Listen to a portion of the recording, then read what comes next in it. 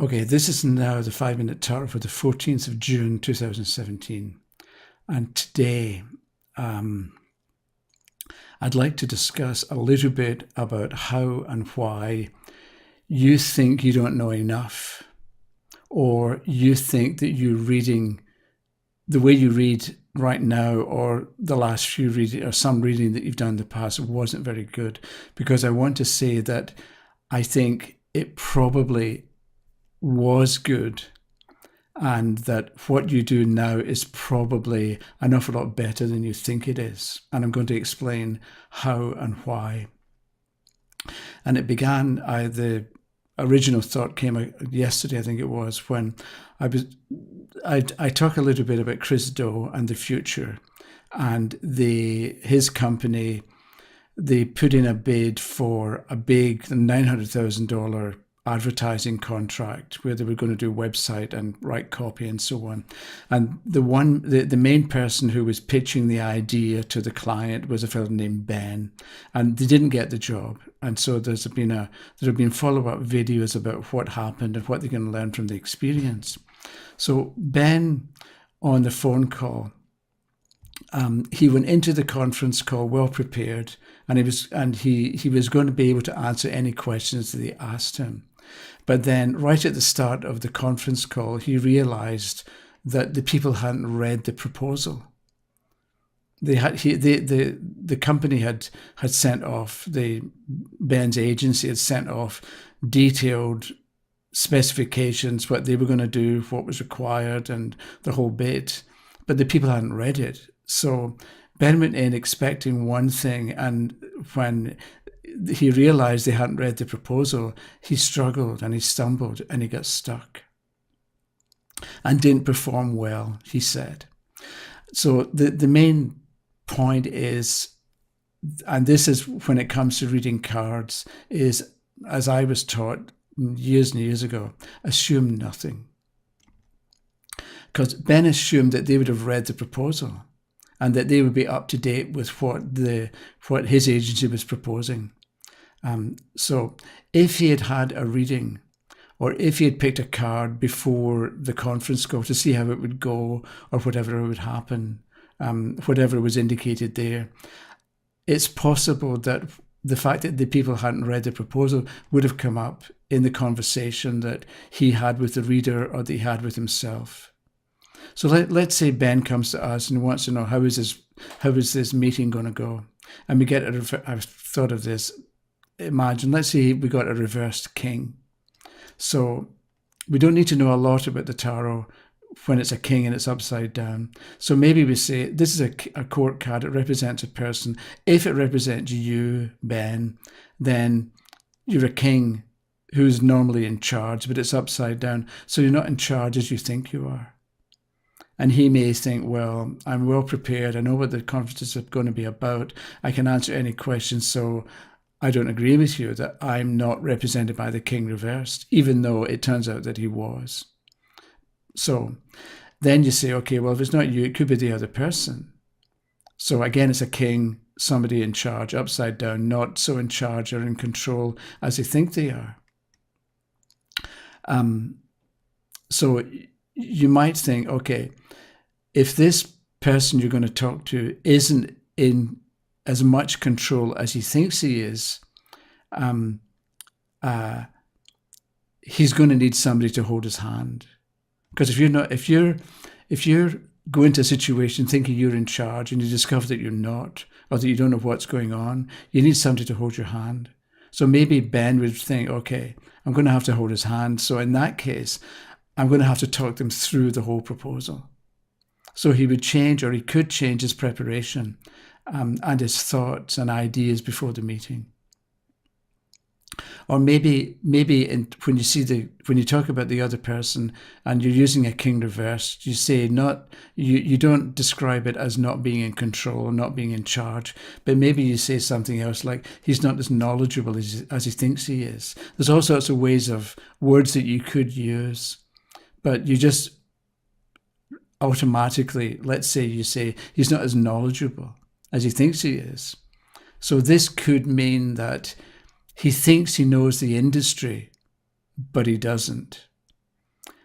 Or maybe Ben laughs to himself and he thinks, maybe he hasn't even read the report that I sent him. And then he thinks for a moment and said, wait a minute, maybe he hasn't actually read the report. So I'm going to have to, so again, Ben can, with this moment of realization or this idea that he's been given or this thought that came up in the reading, he changes, it alerts him to the need to change his preparation. So maybe he thinks, okay, I can answer any question, but if he hasn't read the report, I need some bullet points. Because there's a point that, or a fact that lots of people don't like to read. If you give them 5 pages of text, they're not going to look at it. Whereas they'll read subheadings, so they'll read a bullet point summary. So maybe Ben goes into the meeting with bullet points. So when he realizes that the person hasn't read the proposal, he can quickly go through it in 5 minutes, let's say, by talking about each of the bullet points quickly, and then bring the other person up to speed. And I think that with a reading, it's what the cards point to. Ability, inability, overestimating ability, and so on. It's what cards point to that can help us to uncover our assumptions, or help us see what we didn't see, or help us stop for a moment at what we had glossed over, or glanced at casually, or what we hadn't even thought about, or what we'd imagined or thought was okay, what we had assumed was going to be okay, but actually it isn't. And because we assumed it was going to be okay, we didn't act or take certain behavior that we would have done if we hadn't had that assumption in the first place. But it's not easy to spot your assumptions. And at the same time, I'd like to say with a tarot reading, it's not so much the card that's, well, the cards are important, but it's not always the card that's important, but it's the talking that you do about the card or the ideas that you talk about as a result of the card that came up. Because that, depending on the card that comes up and what you say about it, that can turn to the discussion to what's actually obvious. And it doesn't seem to be saying much, but the ideas, the obvious ideas and the simple points that you make, these ideas now exist in the mind and the consciousness of the questioner. And it can help the person understand something more or realize something that they had ignored. So Ben, we could have said to Ben, okay, you're not as in control as you think you are. And he thinks, yes, I am. And he goes off. And then the next day he thinks, maybe I'm not as in control as I think I am. And then he can think, oh, yes, I am. Who am I kidding? So that can happen, that you give people the ideas, and if they follow the ideas, maybe they're going to do better, but you can't make people do what's best. But sometimes they're going to recognize something from what you've said or what the card has brought into their conversation or into their mind. And so they're going to take some action that brings about an improvement or brings about a good outcome. So I'm saying when you're doing a reading, just talk. Because you don't know everything that's going on in the mind of the questioner, and you don't know what you're adding and how it's going to be understood in the consciousness of the questioner. So talk about the tarot and the cards and what you know, or what you've learned, or what you don't know, or what you wonder. So maybe you get the 9 of Pentacles and you think, so 9 of blah, blah, blah. But look, there's this snail here. What can that mean? Does it mean go slowly?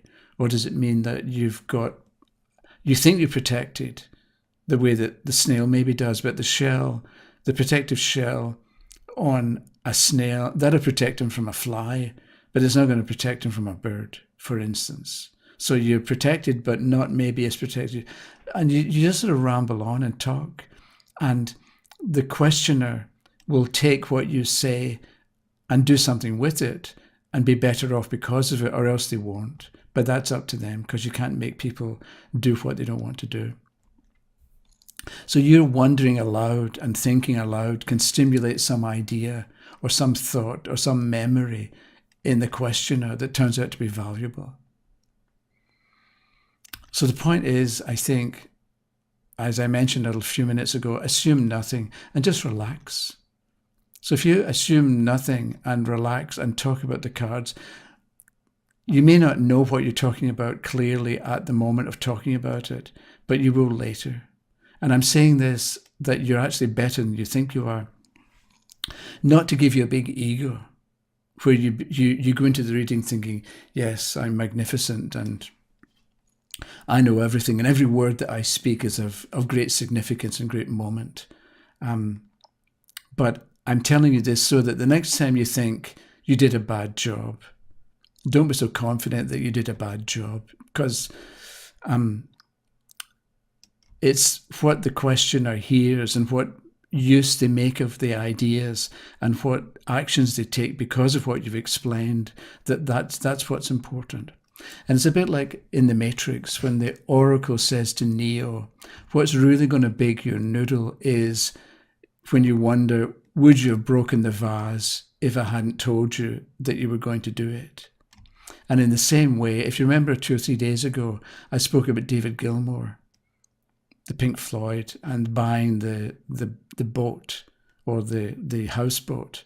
So if David Gilmour hadn't had the friend stop the car and paid attention to what he noticed, the houseboat in the water, would he, when he got to the dentist's waiting room and picked up the magazine, would he have skimmed over the photograph and the fact that the houseboat was for sale if he hadn't acted the way he did the day before? You know what I mean? It's like, so we do what we do and we say what we say, and we don't always pay that much attention. But if we think about it, we can maybe understand later that idea that we dismiss as being unimportant actually was quite significant and developed into something big and important and useful. So in the same way, when you do a throwaway reading for somebody and you think it's not very good or it's not that interesting, it's not that important, don't assume that what you say is not actually quite serious and will develop into something useful. Because I mentioned, I think yesterday, about planting seeds in the mind of the questioner. And if you think of it that way, it can increase or add to the overall great value of the tarot, even though nowadays people tend to think that the tarot is not that useful or valuable. It's probably the most useful thing that anybody is ever going to come across. Okay, that's for another day. So thanks for watching, and I'll talk to you tomorrow. Okay, bye-bye.